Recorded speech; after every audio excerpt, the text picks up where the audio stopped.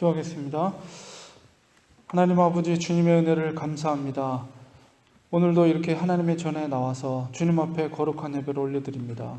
이 시간 주님을 바라볼 때 주님 저희들의 심령을 바라보시고 신령 은혜를 부어주시되 성령의 충만함으로 우리 중심 가운데 하나님을 향한 구원에 대한 감격과 기쁨이 다시 한번 샘솟듯 생겨나게 하시고 하나님의 주시는 그 크신 은혜 가운데 정말 주님과 동행하는 복된 하루가 될 수 있도록 하나님 은혜를 이 시간 베풀어 주시고 성도들 오늘의 삶 가운데도 주님의 말씀 가운데 거할 수 있도록 하나님께서 도와주시옵소서.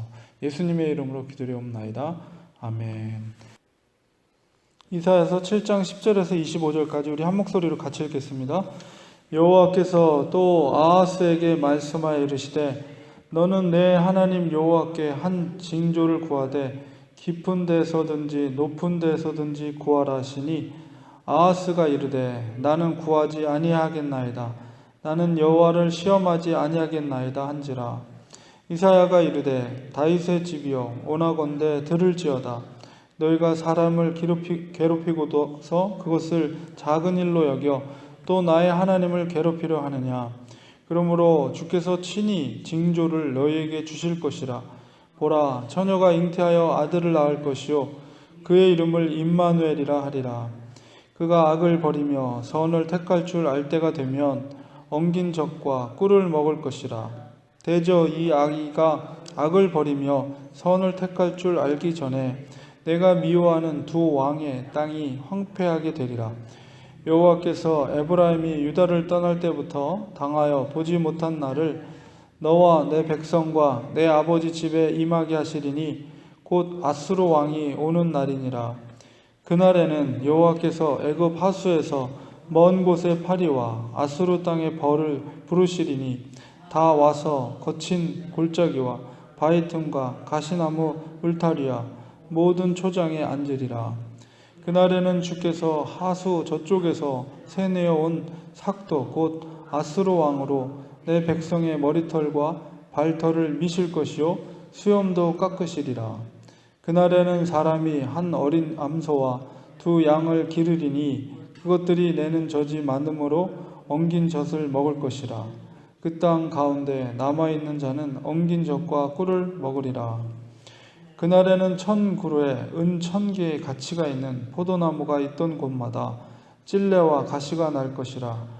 온 땅에 찔레와 가시가 있으므로 화살과 활을 가지고 그리로 갈 것이요 보습으로 갈던 모든 산에도 찔레와 가시 때문에 두려워서 그리로 가지 못할 것이요 그 땅은 소를 풀어놓으며 양이 밟는 곳이 되리라. 아멘. 하나님께서 오늘 본문 속에서 이사야를 통해서 아하스 왕에게 징조를 구하라 이렇게 말합니다. 하나님께서는 항상 사람들의 중심을 보시죠. 오늘날에도 역시 우리들의 중심을 보십니다. 그러니까 겉모양 그리고 겉으로 드러나는 행동보다도 그 중심 속에 얼마나 하나님을 사랑하는 마음이 있느냐 없느냐 이것을 보시거든요. 그러니까 하나님은 우리 중심 속에 정말 하나님을 존귀 여기는 마음으로 하나님 앞에 드리는, 겉으로 예배를 드릴 때 예수님 당시에 그 바리새인들 사두개인들이 많은 연보를 하나님께 드렸지만 하나님은 두 렙돈이라는 작은 돈을 드렸던 과부를 더 칭찬하시죠. 예수님께서. 왜냐하면 그 중심 속에 있는 하나님 사랑하는 마음을 아셨기 때문에. 오늘 본문 속에서도 하나님께서 이사야를 통해서 아하스 왕에게 내 하나님 여호와께 한 징조를 구하라. 깊은 데서 높은 데서든 어떤 것이든 징조를 어떤 징조냐? 그것은 바로 하나님께서 너희를 지켜줄 것이다. 너희를 도와줄 것이다. 라는 어떤 그런 징조를 구할 것을 요청하지만 아하스가 대답하기를 12절에 보니까 나는 구하지 아니하겠나. 그 징조를 구하지 않겠습니다. 그러면서 이야기하는 것이 나는 여호와를 시험하지 아니하겠나이다. 사실 이게 율법에 하나님을 시험하지 말라 그런 내용을 중심으로 해서 하나님을 구하지 않겠다, 징조를 구하지 않겠다 이렇게 표현하죠. 겉으로 말을 듣기에는 마치 이 아하스 왕이 하나님의 말씀을 잘 듣는 사람처럼 표현되어 있지만은 그러나 그 중심 속에는 불신앙의 모습이 있어요. 왜 그러냐면 하나님께서는 가끔씩 때로는 진심으로 물론 하나님을 우리가 시험을 해서는 안 되죠. 그러나 하나님께서는 그 당사자에게 그런 확신, 하나님께서 도와줄 것이라는 확신을 이렇게 주고자 할 때 때로는 하나님을 시험하라 이런 요구를 하시거든요. 예를 들면은 사사시대 기드온 같은 경우, 기드온이 그 300용사를 이끌고 이제 아람 군대를 무찌를 때, 미디안 군대를 무찌를 때 하나님께서 그에게 확신을 주기 위해서 이렇게 양 털에다가 한 번은 거기에 이슬이 내리게 하고 반대로 한 번은 바깥쪽에만 이슬이 내리게 함으로 인해서 그가 요구한 대로 하나님이 그것을 응답하심으로 기드온에게 확신을 주시죠. 아, 하나님이 나와 함께 하시구나. 나와 도와서 미디안의 전쟁에서 승리케 하시겠구나라는 확신을 주시죠. 그리고 때로는 하박국에서도 11조를 할 때 시험을 하라. 그런 것도 동일한 의미예요.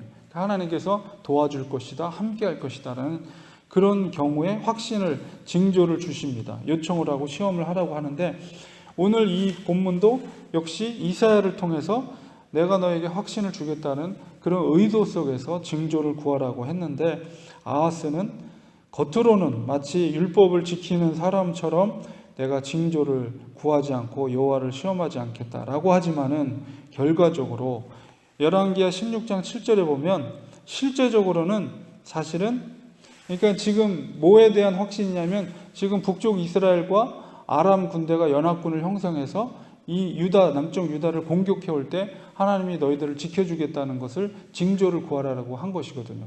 근데 사실은 그 중심 속에는 하나님을 의지한 것이 아니라 북쪽의 아수르를 의지한 거예요. 그래서 열왕기하 16장 9절에 보면 실제로 아하스가 성전과 왕궁의 보물을 아수르 왕에게 보내서 도움을 청합니다.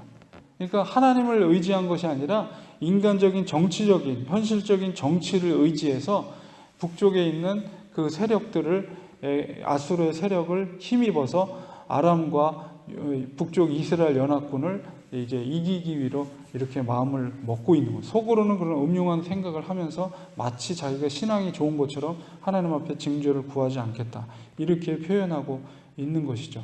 이것에 대해서 이사야가 13장에 그 불신앙의 중심을 하나님께서 알게 하셨죠. 그래서 다윗의 집이요. 다윗의 집이라는 것은 다윗의 왕가, 유다 왕의 혈통이라는 거죠. 다윗의 집이여 원하건대 들을지어다. 너희가 사람을 괴롭히고서 그것을 작은 일로 여겨 또 나의 하나님을 괴롭히려 하느냐. 그 중심을 보시고 너희가 너희 백성들을 괴롭히게 하고 궁극적으로는 하나님을 괴롭히는 행위를 너가 하고 있다라고 이야기하면서 하나님께서 아하스가 징조를 구하지 않았더라도 이사야는 직접 하나님께서 그 징조를 보인다. 그 징조의 보임이 무엇이냐? 바로 처녀가 잉태하여 아들을 낳을 것이요 그의 이름을 임마누엘이라 하리라. 이 말씀이 마태복음의 동정녀 탄생에 대해서 곧바로 우리가 이것을 보면 생각을 하게 되는데 1차적인 이 징조는 그 당시에 이루어진 거죠. 그래서 그 당시에 그러나 마태가 이것을 인용해서 나타난 예수님의 동정녀 탄생과는 다른 내용인데 이것을 이제 원어적으로 보면 이 청중 가운데 한 여인을 지칭을 한 것 같아요. 그 중에. 그래서 거기에 보면은 이 처녀를 얄마라는 히브리어를 쓰는데 그 결혼할 수 있는 나이의 소녀를 얄마라는 단어를 씁니다. 그리고 그 앞에 정관사가 붙어 있어요. 그래서 그 여인이 불특정 다수가 아니라 분명히 어떤 한 여자를 지칭을 한 것 같아요. 그 무리 중에서. 그래서 그 여인이 이제 결혼할 나이의 소녀인데 이제 그 여인이 이제 나중에 이제 결혼해서 아들을 낳게 될 것인데 그 아들의 이름이 임마누엘이 될 것이다. 그것을 이제 이사야가 예언을 한 거죠. 그러니까는 마태가 이것을 곧바로 인용을 해서 이제 예수님의 동정녀 탄생을 이 구절로 설명을 하고 있지만 1차적인 것은 이사야가 이것은 바로 그 무리 중에 있는 한 여자를 지칭해서 이제 그 여인이 이제 소녀지만은 이제 앞으로 결혼하게 되고 이제 아들을 낳게 될 것이다. 그리고 그 아들을 임마누엘이라 하리라. 이렇게 그것을 바로 징조로서 이제 하나님께서 이사야를 통해서 예언을 하게 한 것이죠. 그리고 그러나 어쨌든 이것이 마태복음에 가서는 마태가 이 이사야서 7장 14절을 인용해서 예수 그리스도의 동정녀 탄생으로 이제 설명을 하고 있습니다. 그래서 궁극적으로는 예수님께로 와서 이것이 또한 예언의 성취로 또 설명을 마태가 하고 있는 것이죠. 그리고 이제 15절, 16절은 그 임마누엘이라는 아이가 이제 성장을 할 때에 그가 악을 버리며, 그러는 것은 임마누엘이라는 아들이에요. 그가 악을 버리며 선을 택할 줄 알 때가 되면 엉긴 젖과 꿀을 먹을 것이다. 그러니까 악과 선을 이렇게 택할 줄 알 수 있는 그런 나이가 됐을 때, 그만큼 시간이 지나면 엉긴 젖과 꿀을 먹을 것이다라는 것은 임박한 심판이 이제 도래하게 될 것이다. 그 시기가 되면, 그것은 바로 그 아수르를 통해서 북쪽 이스라엘이 멸망하고 먼저는 아람이 멸망하게 되는데, 그것에 대한 예언의 말씀을 하고 있는 것입니다. 대저 이 아이가, 임마누엘이라는 이 아이가 악을 버리며 선을 택할 줄 알기 전에, 그 선과 악을 알기 전에 내가 미워하는 두 왕이라는 것은 아람과 이스라엘 두 왕을 표현하는 거죠. 두 왕의 땅이 황폐하게 되리라. 이사야가 예언의 말씀을 통해서 그 아이가 많이 성장하기, 그러니까 선과 악을 구별하기 그 전에 그 이스라엘과 아람이 패망하게 될 것이다. 심판을 받게 될 것이다. 라는 것을 이사야가 설명하고 있습니다. 그래서 그 이스라엘과 아람뿐만 아니라 17절에 보면 에브라임이 유다를 떠날 때부터 당하여 보지 못한 날을 너와 내 백성과 내 아버지 집에 임하게 하시리니 곧 아수르 왕이 오는 날이니라. 그의 영향이 아람과 이스라엘뿐만 아니라 유다에게도 미치게 될 것이다 라는 것을 이사야가 예언을 하고 있는 것이죠. 그리고 나서 이제 18절부터 23절, 25절까지는 바로 그날에는 라고 시작되는 네 가지의 연결된 시입니다. 그래서 18절, 20절, 21절, 23절의 앞에 보면 다 그날에는 이것은 바로 아수르가 이제 침략해 들어올 그날에는 어떻게 될 것인지에 대한 17절에 대해서 조금 더 확실한 설명, 확장된 설명을 하고 있는 부분이 18절, 20절, 21절, 23절, 25절입니다.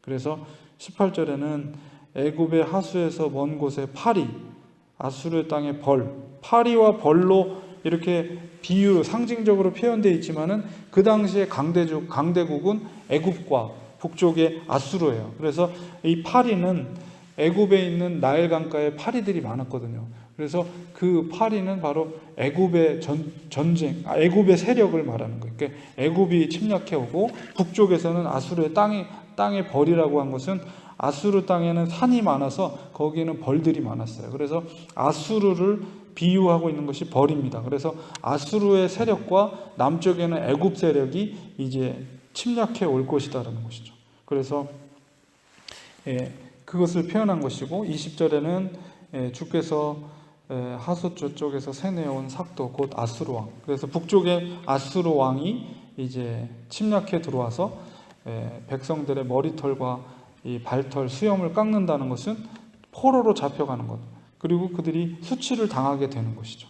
그리고 이제 21절에는 사람이 암소와 두 양을 기르는데 그들이 엉긴 젖을 먹을 것이다 라는 것은 이제 황폐한 땅이 돼서 그 농경지가 이제 황폐하게 되고, 그곳에 주인이 없이 돌아다니는 그 송아지, 양들이 마음대로 돌아다녀서 이제 그런 젖과 엉긴 젖, 이것은 사실은 심판에 대한 심판입니다. 그래서 황폐한 곳에서 먹게 될, 어떤 황폐한 데서 얻게 될 것은 엉긴 젖과 꿀이다. 이것은 야생에서 구하는 것들.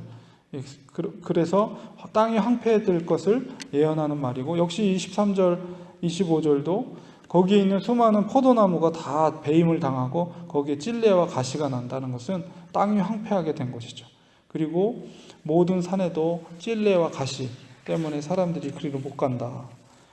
보습으로 갈던 모든 산이라는 것은 거기가 농경지였는데 더 이상 농사를 지을 수 없다. 그러니까는 소출을 얻을 수 없는 땅이 돼버리고 거기엔 찔레와 가시만이, 농경지가 찔레와 가시만이 났고 그 땅은 소를 풀어놓으며 양이 밟은 곳이 되리라. 그 농경지가 완전히 다 그냥 짐승들의 방목이 돼버려가지고 그냥 짓밟히는 그런 땅이 될 것이다. 그래서 이제 이 18절에서 나머지 구절은 바로 아수르 왕이 그리고 애굽의 세력이 왔을 때 그 땅이 모두 황폐화될 것을 예언하는 말씀이라고 볼 수가 있습니다. 그래서 결국은 하나님은 다윗 왕가를 통해서 남쪽 유다를 통해서 하나님의 어떤 정통성을 이어가려고 했지만 불행하게도 솔로몬을 비롯한 다윗의 후손은 하나님에 합하지 못했죠. 그리고 결국 그 나라는 나중에 이제 바벨론에 의해서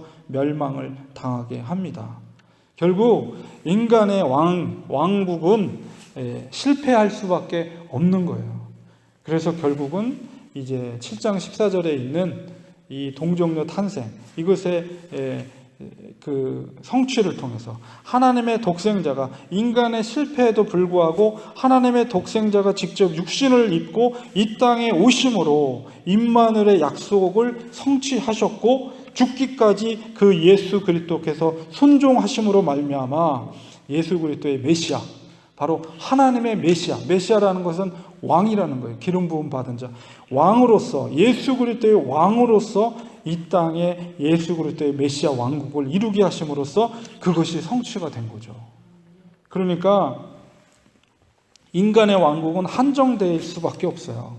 그렇기 때문에 하나님께서 육신을 입고 이 땅에 예수 그리스도를 보내심으로써 바로 처녀가 잉태하여 아들을 낳아서 임마누엘이 되셨죠. 그래서 마태복음 28장 마태가 마지막 책 끝에 뭐라고 되어 있습니까? 임마누엘을 강조하는, 내가 세상 끝날까지 너희와 함께 할 것이다.